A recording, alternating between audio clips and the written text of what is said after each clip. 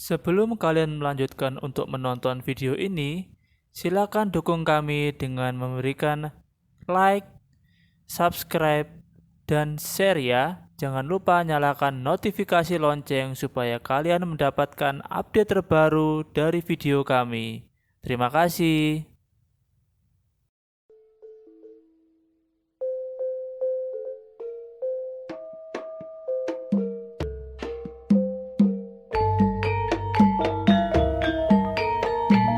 Dewi Sri adalah putri sulung Prabu Sri Mahapanggung, Raja Negara Medang Kamulan dengan Dewi Donowati. Prabu Sri Mahapanggung merupakan nama gelar Bathara Srigati, putra Sang Hyang Wisnu dengan Dewi Sri Sekar atau Dewi Sri Widowati yang turun ke Arcapada untuk menjaga kelestarian dunia. Dewi Sri mempunyai 3 orang adik kandung, yakni Sadono, Wandu, dan Oyo. Dewi Sri berwajah sangat cantik. Ia diyakini sebagai titisan Betari Sri Widowati, neneknya. Dewi Sri memiliki sifat dan perwataan murah hati, baik budi, sabar, dan bijaksana. Bersama adiknya, Sadono, yang dikenal sebagai dewa lambang kemakmuran atas hasil bumi. Dewi Sri sebagai Dewi Padi, sedangkan Sadono sebagai dewa Polowijo seperti umbi-umbian, kentang, sayur-sayuran, dan buah-buahan. Oleh karena itu, mereka tidak pernah dipisahkan sebagai satu kesatuan yang utuh. Suatu ketika, Sadono menghilang. Pada saat yang bersamaan, datanglah utusan dari kerajaan Medang Kumuwung bernama Kolodaru. Utusan itu menyampaikan lamaran untuk mempersunting Dewi Sri yang ingin dinakahkan dengan Prabu Pulogro. Prabu Mahapanggung menerima lamaran itu, tetapi Dewi Sri menampiknya. Putri cantik itu tidak mau diperistri oleh raja raksasa dan hanya akan menikah dengan pria yang setampan adiknya, Sadono. Karena dianggap membangkang, Prabu Mahapanggung mengusir putrinya tersebut. Dalam pengembaraannya, Dewi Sri sampai ke kerajaan Medang Tamtu. Di tempat itu, Dewi Sri melihat seorang kakek bernama Buyut Wangkeng dan istrinya yang sibuk memasukkan padi ke dalam lumbung. Putri raja yang sedang terusir itu ingin membantu, namun kakek dan nenek itu melarang, sebab Dewi Sri dianggap sebagai tamu dan tidak boleh ikut bekerja. Larangan ini ditanggapi Dewi Sri dengan mengatakan ia akan masuk ke rumah sebagai tamu jika Buyut Wangkeng dan istrinya mau menyapu lantai sampai bersih. Itulah mengapa dalam kebudayaan Jawa, para wanita ingin membersihkan pekarangan rumahnya dengan bersih. Dengan harapan dan tujuan, Dewi Sri berkenan mampir dan masuk ke dalam rumah, sehingga kemakmuran dan rezeki dapat berlimpah ruah masuk ke dalam rumah keluarga.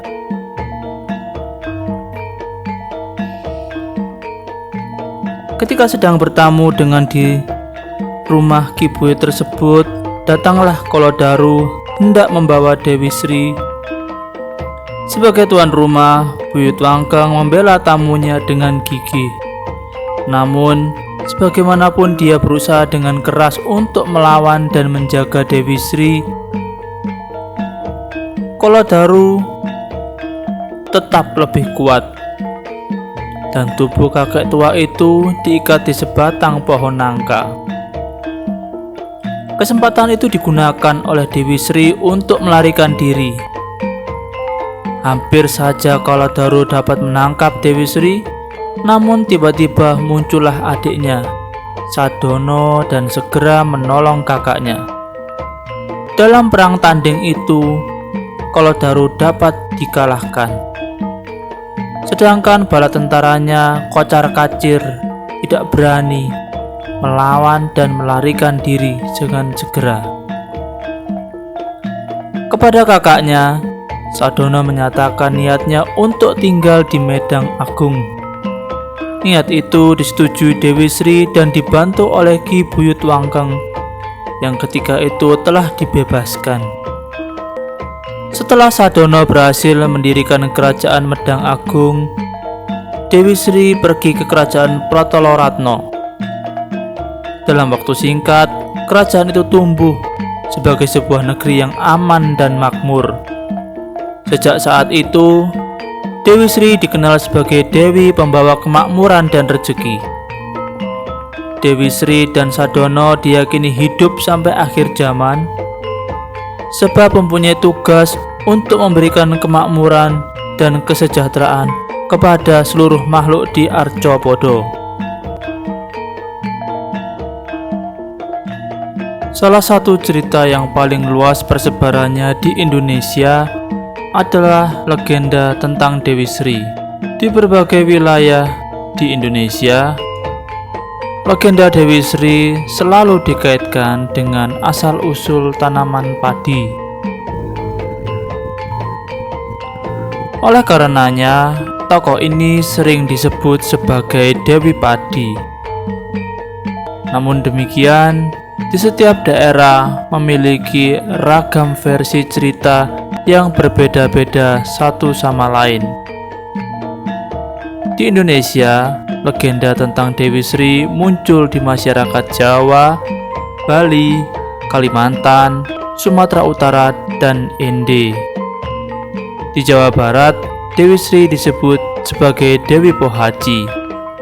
Legenda yang berkaitan dengannya antara lain Pawacan Pohaci, Cariyos Warga Loko, Pawacan Sanghyang Sri, Pawacan Pohaci Dandayang, Pawacan Dewi Sri, dan Pawacan Sulanjan. Di Jawa Tengah, salah satu legenda yang terkait dengan Dewi Sri adalah Sri Sedana. Sedangkan di Madura, tokoh ini dikenal dengan nama Ratna Dumila. Di Bali, Dewi Sri disebut sebagai Sri Sedana, Rambut Sedana, Dewi Danu, atau Dewa Ayu Manik Gali. Di Sumatera Utara, sosok dan mitologi Dewi Sri muncul dalam cerita Darudayang. Sedangkan di Ende, Dewi Sri disebut juga sebagai Ine Pare atau Ine Embu, dan kisahnya hadir dalam kisah Bobi dan Nombi. Dalam kultur Jawa, khususnya dalam mitologi Hindu Jawa, Dewi Sri dipandang sebagai tokoh yang memancarkan sumber kehidupan. Bagi masyarakat Jawa dan Bali, tokoh ini identik dengan dewi yang bercocok tanam atau dewi yang mengontrol bahan makanan di bumi, sekaligus tentang kematian. Itulah yang membuat Dewi Sri disebut sebagai ibu kehidupan. Dewi Sri juga dipandang sebagai dewi kesuburan yang mempunyai sifat welas asih dan penuh kasih sayang layaknya seorang ibu. Dalam mitologi Jawa Timur, salah satu versi cerita menggambarkan Dewi Sri sebagai seorang putri dari kerajaan Purwocarito yang memiliki saudara laki-laki bernama Sadono. Pada suatu hari, dua anak raja ini disihir oleh ibu tiri mereka. Sadono berubah menjadi seekor burung layang-layang, sementara Dewi Sri diubah menjadi ular dan sering dihubungkan dengan tanaman padi. Ada pula daerah lain yang memiliki versi berbeda, di mana Dewi Sri diceritakan sebagai istri dari Dewa Wisnu. Menurut cerita ini, padi dan tanaman-tanaman lain seperti pohon aren, pohon kelapa, buah-buahan, serta ubi berasal dari jasad Dewi Sri. Dewi Sri meninggal karena dirongrong oleh raksasa bernama Kolo Gumarang yang berwatak keras, kejam, dan sombong. Setelah meninggal, Kolo Gumarang menjalma menjadi rumput liar yang selalu mengganggu tanaman padi yang merupakan penjelmaan dari Dewi Sri. Dalam mitologi Sunda, dari salah satu versi cerita di Jawa Barat, sosok versi Dewi Sri ini disebut sebagai Dewi Kesuburan yang lahir dari kesedihan. Dewi Sri lahir dari telur yang asalnya dari air mata Dewa Onto, dewa berwujud naga yang merasa kodratnya hina hingga menitikkan air mata. Air mata itu kemudian menjadi sejumlah telur, yang salah satunya pecah dan lahirlah bayi perempuan yang dinamai Dewi Sri Pohaci. Dewi Sri Pohaci dibesarkan oleh Dewi Uma, permaisuri Bathara Guru yang menguasai kemegahan langit. Ketika dewasa, kecantikan Dewi Sri Pohaci menarik perhatian Bathara Guru hingga ingin memperistrinya. Pada awalnya Dewi Sri Pohaci menolak untuk dinikahi ayah angkatnya sendiri. Namun karena terus-menerus dipaksa, ia menyetujui asal diberi buah-buahan dan beberapa persyaratan yang harus dipenuhi oleh Bathara Guru. Sejak menginginkan buah-buahan tersebut dan syarat-syaratnya, Dewi Sri Pohaci tidak lagi punya selera makan hingga badannya menjadi semakin lemah. Ketika Bathara Guru tidak berhasil mendapatkan buah-buahan tersebut dan memenuhi persyaratan dari Dewi Sri Pohaci, Dewi Sri Pohaci akhirnya meninggal. Namun dari kematiannya memberikan kehidupan dan kesuburan bagi para petani, sebab dari kepalanya tumbuh pohon kelapa, dari pusarnya tumbuh tanaman padi, dan dari alat vitalnya tumbuh pohon aren, dan dari dadanya tumbuh pohon pepaya. Sedangkan dari rambutnya muncul rerumputan, tangannya tumbuh mangga, dan dari kakinya tumbuh buah-buahan seperti ubi dan ketela.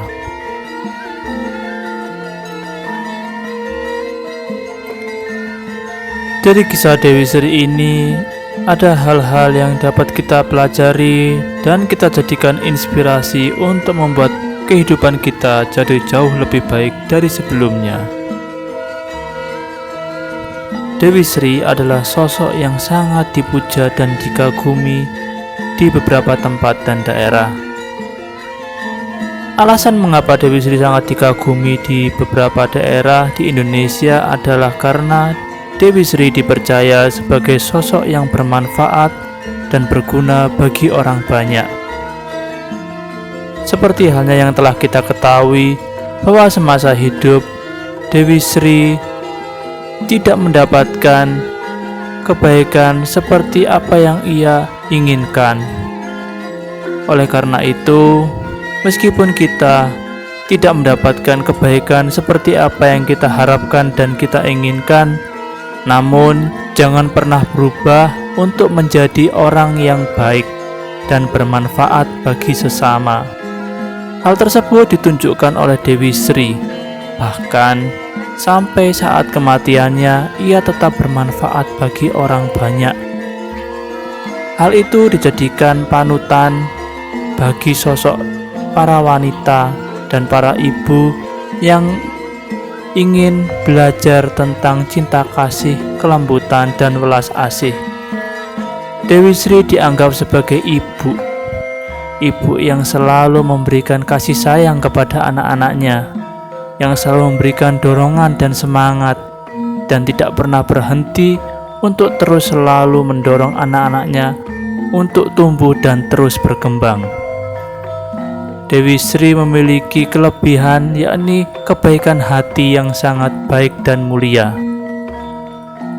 Oleh sebab itu, banyak sekali orang-orang di Indonesia, khususnya di Jawa, begitu memuja sebagai Dewi Kemakmuran dan Dewi Kerejekian. Salah satu kebiasaan dan adat istiadat yang ditunjukkan di Jawa adalah dengan membersihkan rumah. Hal ini memberikan simbolisasi bahwa dengan membersihkan pelataran rumah setiap hari dan setiap pagi, diharapkan rezeki dan kemakmuran akan selalu datang, seperti layaknya kisah Dewi Sri. Dewi Sri memiliki kebaikan hati dan kelembutan budi. Itulah mengapa sosok seorang ibu sangat didambakan dari Dewi Sri. Namun saat ini sangat jarang sekali para ibu dan para wanita zaman sekarang yang memiliki keluhuran nilai-nilai seperti Dewi Sri. Sosok wanita yang luhur, berbudi baik, penuh kesopanan, dan memiliki pengorbanan yang tinggi untuk menjaga keluarga. Salah satunya ditunjukkan oleh Dewi Sri yang memberikan kemakmuran dan kerejekian bagi seluruh umat manusia di Arcopodo. Ketika Dewi Sri diusir oleh ayahnya, yakni Prabu Mahapanggung, dia tidak berubah lantas membenci ayahnya atau membenci seluruh dunia hanya karena dia tidak mendapatkan perlakuan yang layak dan baik selayaknya seorang dewi. Malahan Dewi Sri menjelma dan bertransformasi menjadi bulir-bulir padi dan berbagai tanaman yang bermanfaat bagi manusia. Itulah mengapa kebaikan tidak akan pernah mati meskipun telah berlangsung sangat lama, namun kebaikan-kebaikan itu tetap akan bertahan. Dia tidak akan pernah dimakan oleh waktu, dia tidak akan lekang oleh zaman, dia akan terus ada dan tetap abadi.